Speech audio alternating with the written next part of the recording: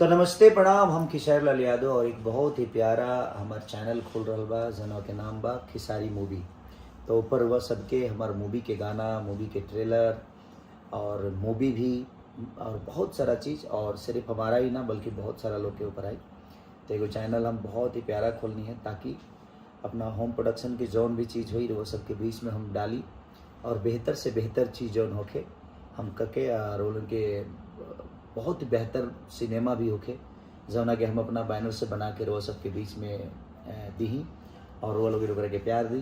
तो सब्सक्राइब करिए और ढेर सारा प्यार, जल्दी से जल्दी, इतना जल्दी सब्सक्राइब कर ली कि हम मजबूर हो जाएं कुछ छोड़े पर।